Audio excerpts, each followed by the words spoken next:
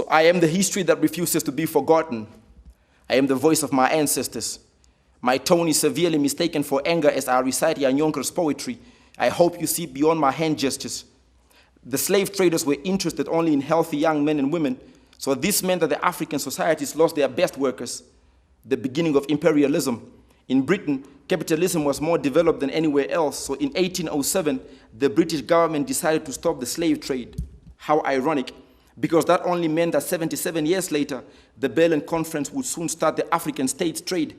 And I guess HR has been in existence longer than we thought. Africa bled for its soul, sons and daughters.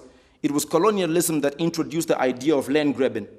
In 1876, they sent William Palgrave to my home, a British spy under the disguise of a deceitful handshaking.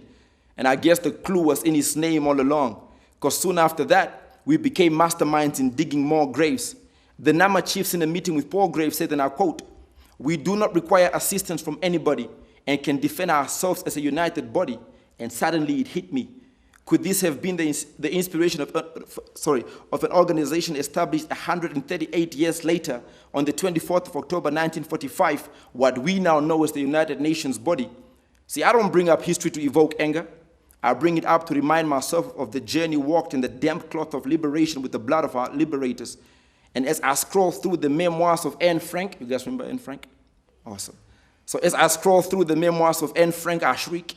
This Nazi ideology, as described in Mein Kampf, is very anti-Semitic. Read the letters. Adolf Luderitz was looking for concessions. He cheated Chief John Fredericks in geographical miles for a few goods and 200 rifles. Reason with me. What exactly did you think was going to happen between two angry rivals? The one time a white old gentleman told me after one of my African freedom pieces that I spoke with the authority of 1,000 men. And I said, "Sir, may I remind you that I am the result of my forefathers who stood tall even though they were suppressed by 1,000 hands. And I might as well recite to you something else other than this, and honestly, I'd be justified. But may I remind you that we are where we are today because centuries ago, someone decided that our image must be objectified. And how easy is it for you African young men and women to get even a basic job? Hardly. So allow me to emancipate the minds of my peers, Bob Marley. So this is for the 24,000 to 100,000 Hereros and 10,000 Namas in the first phase of the genocide. Freedom couldn't have come sooner. We are the living manifestation of the dream of Sam Nujoma, Uhuru Kenyatta, Nelson Mandela, and Kwame Nkrumah. See, when the Namas and the Hereros made peace in 1892, the German colonial authorities led by von Francois became aware of the birth of a revolution.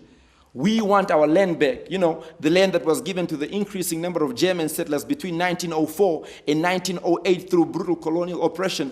In the words of Daniel Carico, our people are being robbed and deceived right and left by German traders, and their cattle were being taken by force. What did they say about karma? Are you surprised at the revolution of freedom fighters taking land back by force? Let's not forget that the oppressors never left. They just blanketed us with political independence. But we will continue to tell the stories and narrate history to our kids until they turn into parents. Alfred Milner, the High Commissioner of South Africa in 1903 said, "The white man must rule because he's elevated by many, many steps above the black man." A lot has changed since then. In 1948, Paul Kivel, an author of Jewish descent, advocated for black men. I don't believe in history books, and simply for one reason. Dams is written by the same author who orchestrated the incarceration of my black brothers in prison. I remember sitting at the fire with the man that inspires me, you know, my granddad, Tatekulu. He told me that black is resilient, black is strong like pine wood, black is courageous, and because of that, you could never shake a Zulu. Thank you very much.